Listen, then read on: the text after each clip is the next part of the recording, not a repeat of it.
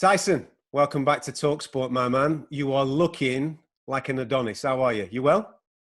I'm alive and well, yeah. Just I'm in LA, got the plane here this morning. I'm here with my team, my guys, my boys, my brothers. And we're here. Just open Deontay Wilder wants to fight, to be honest. He's had a lot of talk. Topless, ready for a war. If he wants to throw down today, he can have it and smash his face right into him. I'm in the right mood for Deontay Wilder today, I'll tell you that. Well, that's good to hear. Listen, you've been on our show with me and Gareth plenty of times over the years. And one of the things that you spoke about in the build-up to your comeback, and obviously the great fight that you had in February of last year, was activity and how boxing has helped you get back on track in life, just in general. How frustrating have you found the last 15, 16 months of lockdown, COVID, not being able to be active in this crazy world that we're currently living in? I haven't been that upset about it, to be fair. I've been training, I've been doing my thing, I've been living my life, I've enjoyed the last 18 months, I've had some good times as well. I think I've had the most positive 18 months of my full life in the last 18 months, which sounds crazy because I was unable to fight and stuff like that, and I was supposed to fight a couple of times, but it never happened. But, you know, we get tested in life, things happen, and it's how we overcome them. And I believe I've come out as a better person than I was before I went in. You know, more relaxed about stuff. Before I'd been pulling my beard out. I would say my hair, but I don't have any. I've been pulling my beard out about not fighting and all that. But, you know, I've been in training camps with Sugar. Me and Sugar had a lot of time together, work on stuff. I was working with Andy Lee as well. And I had January and February with Andy. I had December with Sugar.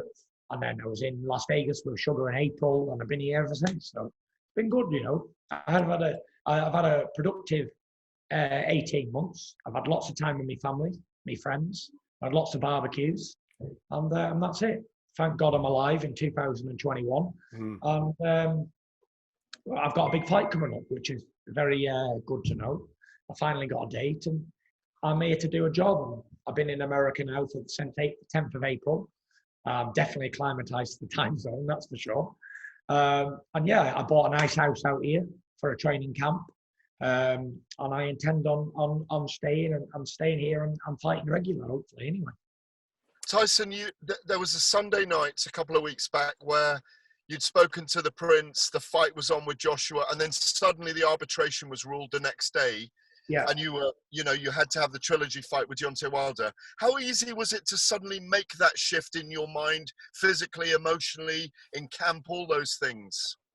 I wasn't in camp when it all went on. I was in Miami with my family, actually, enjoying life.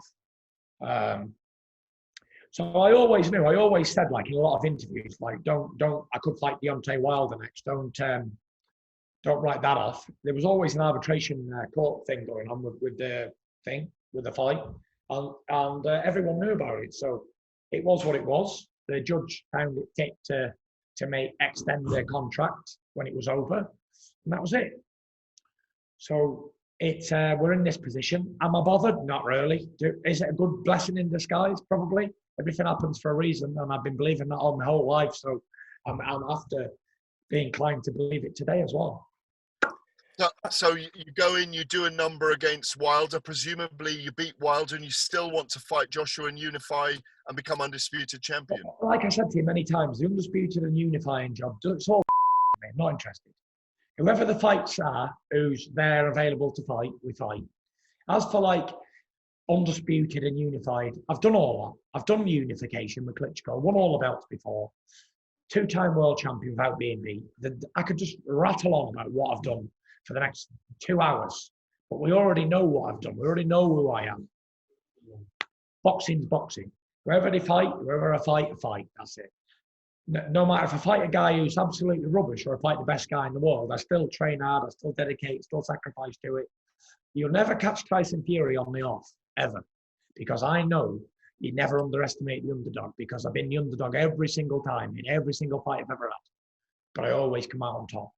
You talk about not underestimating. Obviously, we know how dangerous Deontay Wilder is. He's got that huge right hand, the left hook. You've felt it before, you've been down. When you prepare for Wilder this time, you say he's so dangerous.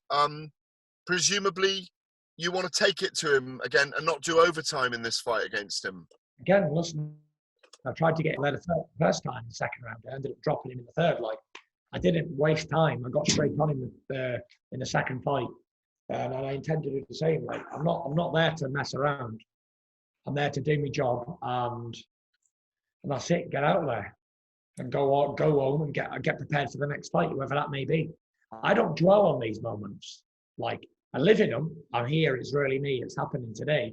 But I don't dwell on it. After it's done, it's done. I don't think about it. I don't care what's happened in the past. Like the win over Deontay Wilder, like as soon as the fight was over, I was back at the after party, whatever. It's done. It's history. I ain't dwelling on it. I ain't thinking about it. I ain't going back watching the fight a million times. I ain't parading a belt round like some type of idiot. It's in the past. Done what I've done. I know what I've done. We're on to the next move, and that's it. Because you're a Spartan, that's why, aren't you? Exactly. Like, winning a fight means a lot to some people, but I don't do losing. So, I'm bred to born. I'm born and bred to fight, and that's what I do. I don't like anything else. I've got no interest in no hobbies, no other things that I've interest in. I'm not interested in business. I'm not interested in real estate. I'm not interested in anything that the normal person is interested in. This is why I chose to fight my whole life. I came out of my mother's womb fighting, 7 weeks premature. I was born fighting, and I've never stopped ever since. Tyson, has your opinion of Deontay as a man changed over the last 16 to 18 months with all the things that he said? I mean, he's accused you of all sorts since that fight, hasn't he? Has your opinion of him changed? I never had an opinion on him because I don't know him as a person. I only know him as a fighter, and I don't have a personal relationship with him. So it's not for me to judge the guy. I'm sure he's got a lot of stuff going on in his own mental demons. After being undefeated your whole career, 43 fights, and then getting absolutely smashed to pieces, it would do a lot to a man's mind, I'd say, for sure. And I suppose you have to make up excuses in your own mind to convince yourself why this happened. And that's what he's done, which is not really my concern. As to judge him as a human being, I don't know him personally. I'm sure he's a top bloke, but I only know him as an opponent, as an adversary, or whatever you want like that. Do you believe he really wants this? Well, he's definitely taking the fight, and hopefully the fight happens. I'm never 100% anything's going to happen until we're in the ring. I've said that many, many times and been proven right many, many times.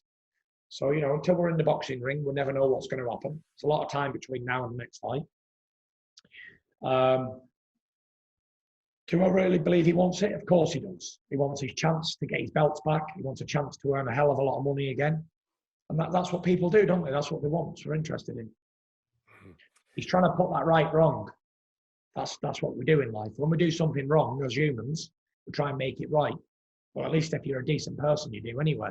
Anyway, if you do a lot of wrong and then you don't care, then you're obviously not a good person, are you? Deep down, you're a piece of So as decent human beings, when we do something wrong, we try and make it right again with our only ability that we have to do it. So Deontay Wilder's coming again, and he's going to try and make that wrong right. And that's it. Good luck to him. I wish him all the best in training, and hopefully he comes to the fight in one piece, injury-free. We get a good challenge. I always hope for my challengers to be on their best performances and give me my best challenge, because I've been traveling the world for 13 years to try and find a man who can beat me, and I haven't found him yet. So, good luck to them all. Final one from me. I enjoyed seeing you on social media with Nick Diaz. You know that me and Gareth are big MMA fans.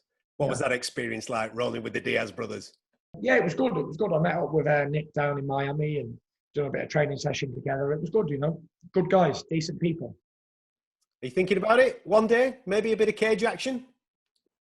No, I've no real interest in grappling up and down the floor and all that sort of stuff.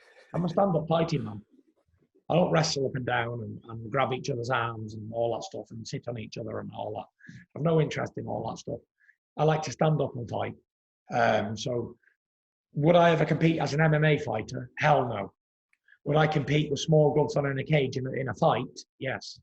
But no gripping and grappling. It's not the noble art of standing up and fighting, what men have been doing for centuries. I don't see any noble science in wrestling up and down the floor. Now, no disrespect to any of those guys who do that, but it's none of my interest. Nothing that I'd ever want to do. Because Tyson, in my world, when a man goes down, you stand back and let him get back up again, because you don't want a rock to spoil your victory or a falling over. I'm not going to let someone say, "Oh, I tripped over and he beat me that way." I want him to get back up and fight fair. So when a man goes down, you get him and give him a 10 count, let him fight on if he can. That's how we fight. That's how it's been going on for thousands of years. Tyson, final one from me. I see the Gypsy King rising in you and coming out of you tonight, and we love it. Give a message to your fans back in the UK, some who won't be able to travel. Give us a message what we can expect on July the 24th. Well, I'm training hard out here, guys. I've been out in America a long time now. I'm really preparing very well for it. You know, I always give it my all every single time. Do the best I can. I try and give the fans the fights that they want. And hopefully I'll see most of you over here. But hopefully if they can't travel, then watch it on TV. And it's going to be an epic fight, you know. Trilogy. It's been the first heavyweight trilogy since Riddick Bowe and Evander Holyfield all 1 year ago. So I'm really excited. Good, man. Listen, thank you so much Brilliant. for your time. Enjoy your day. Thank you, Tyson. Thank you. Cheers, Tyson.